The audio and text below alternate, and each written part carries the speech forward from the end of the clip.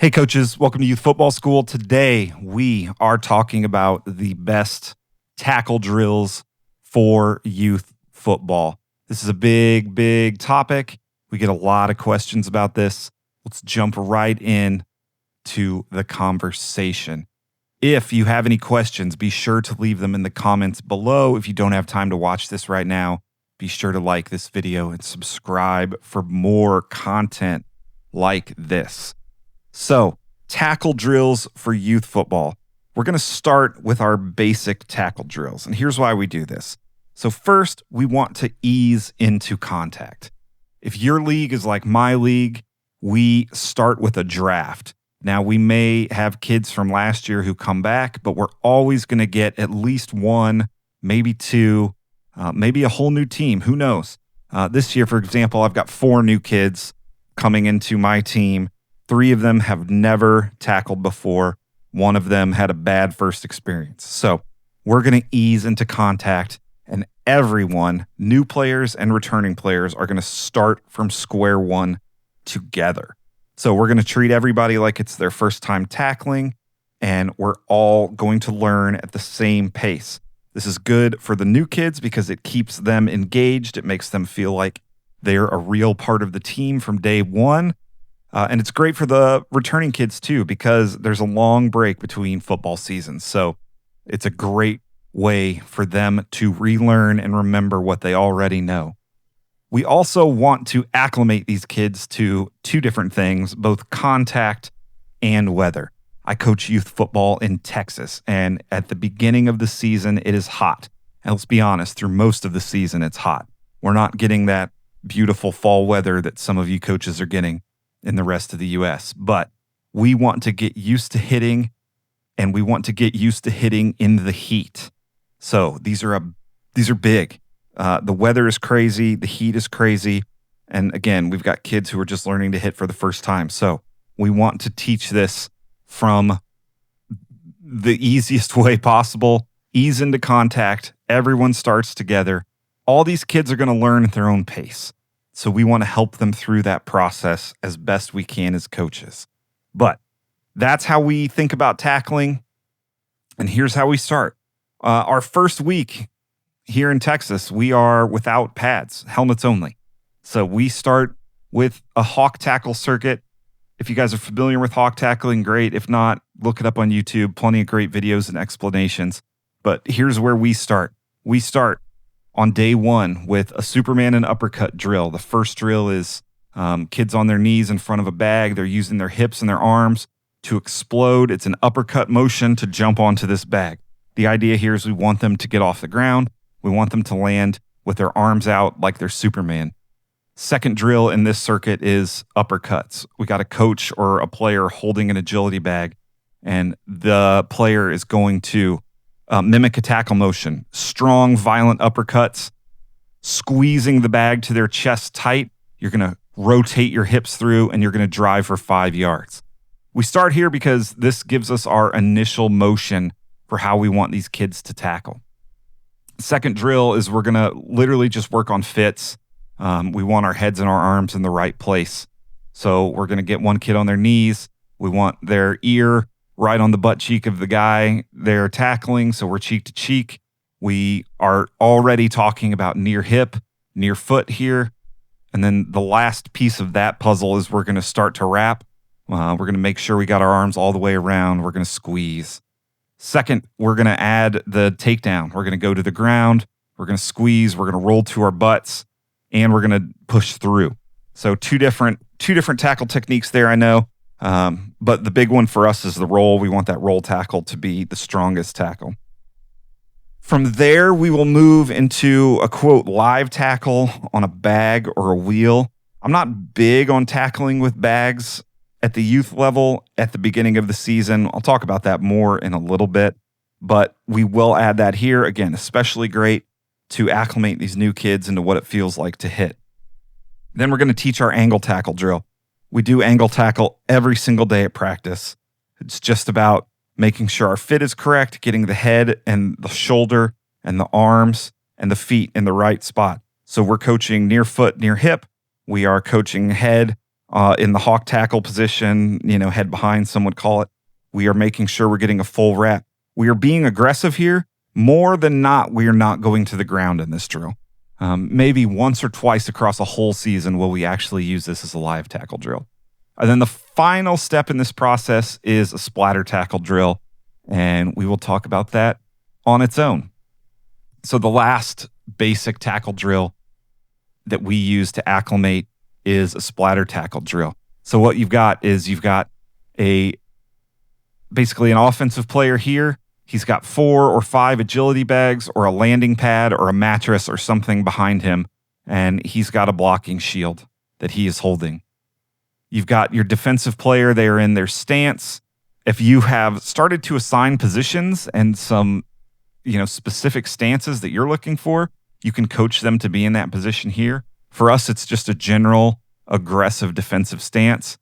On go, they are going to take 2 or 3 steps, and they're going to fit to this bag. That's step 1. Once we see the fit and the wrap the way we want it, on step 2, they are going to complete the tackle.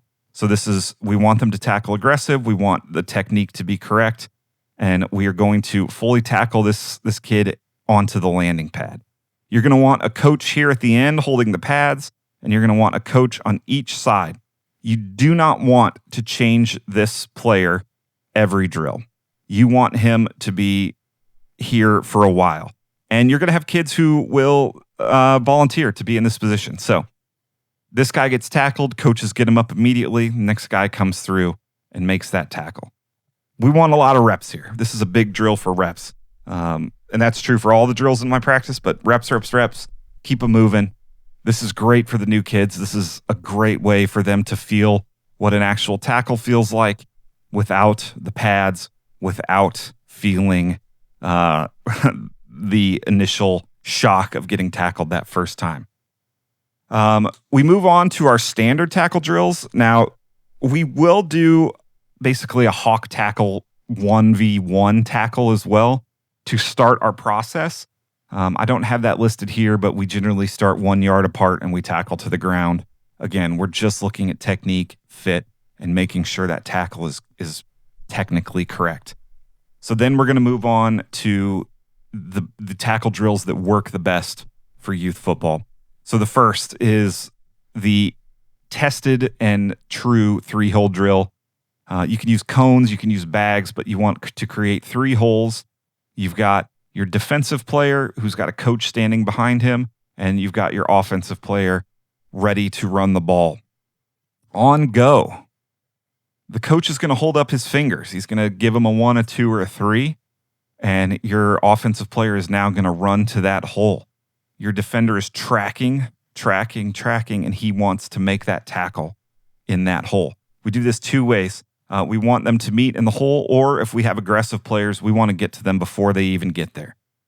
In the early stages, we want to teach the track and have the tackle be right here in the hole. When we get to later stages of this drill, we can go full out aggression and making sure that we are making that contact as quick as we can, closing space, making the tackle. This is a great drill. We use this for probably the first half of the season, and this will be the first advanced tackle drill that we do with our team. Hey, if you guys have used this drill, leave me a comment down below and tell me how you guys use it and what you think about it. I think this is a great one. This is one that we have used for going on 15 seasons, so it is a great drill all around. Another drill that we use that in the later parts of the season becomes an everyday drill. It has some live tackling elements. It has some open field tackling elements. And it also is just a great vice drill in some cases when we add in some other elements here. But we call this a snake drill.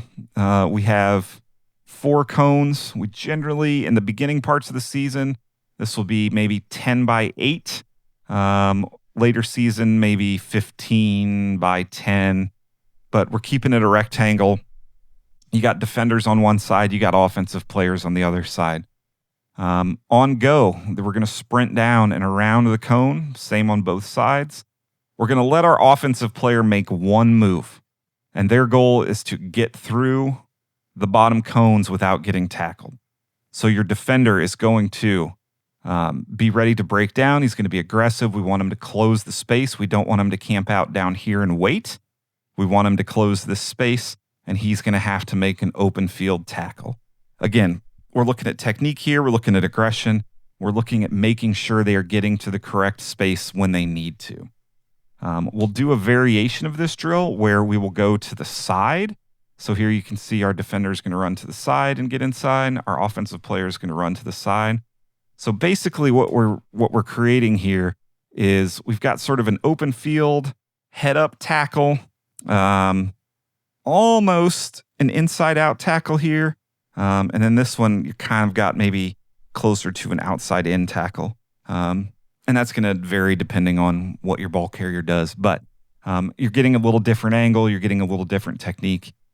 Still the same thing. We're asking for one move, the goal of getting down here through the cones, and we want our defender to make one great tackle here. We're looking for form. We're looking for good fit.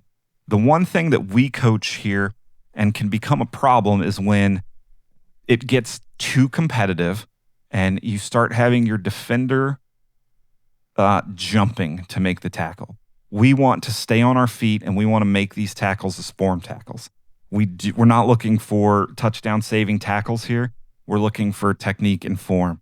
We do not want to see this kid jump 10 yards, jump 10 feet, jump 3 feet, jump at all to make this tackle. If your kids are leaving their feet to make the tackle, we got to coach them up on that and make sure they get into the proper form. From there, we're going to add in our contain drills. This is usually once we get into games for the season, we'll start adding this in. And I'll quickly mention that we will also run a contain drill from this setup. We'll have a ball carrier similarly here, and we'll just add in 2 defenders. It just becomes a standard vice drill. But it's the same concept. We'll put the defenders on the cones. We'll have them run around the cone and get inside. And then we want them to just vice down on the offensive player to make that tackle. We will expand that into a bigger contain drill. So what we got here is the setup for that. 4 cones making up the box. You can set up pylons all down this line to make the barrier obvious. And then we've got a gate down at the bottom with our running backs. And we've got a little bit of an extension out to the side where we've got our defenders. We want our defenders facing away from the running backs. Running backs are looking straight ahead. So that's the basic setup for that. On go, our defenders will run into the contain drill, and the running back will take a handoff, and they will enter the drill as well. We generally are setting this up 15 to 20 yards. And this is just a vice drill. We're looking to own our hip. We're looking to get space closed down as quickly as we can. Early iterations of this drill in our season, we're going to tell our running back 1, maybe 2 moves. Later in the season, they're going to be able to do whatever they want and go wherever they want. At a certain point, if they're dancing too much, we'll blow it dead. But what we're looking for is our defenders to own their hip. We do not want them to overcommit. We don't want them to cross the belly button and leave the outside open. We want them to maintain their contain position. We want them to stay on their hip. And the tackle is made when both guys are reaching their hip at the same time. Generally, we're going to do this at thud. We will run it at live a few times a year, but this is a big one. The big coaching points here are, again, we are not camping down here and waiting, and we are not running all the way across the field and overcommitting, over-pursuing, and leaving wide open holes for our running backs to run through. We are owning our side. We are not running past the belly button, and we are making this tackle together. This is a big one. This is a great drill. This is great when you spread it out like this. This helps kids understand containment a little better. This is great for your defensive backs, but it works really well with linemen as well. Since they're covering a little more ground, it almost becomes a little bit of a pursuit drill for them. to some degree.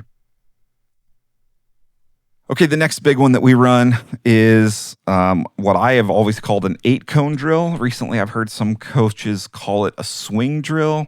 I've heard it called the Texas swing. I've heard it called a Texas drill compared to like an Oklahoma drill.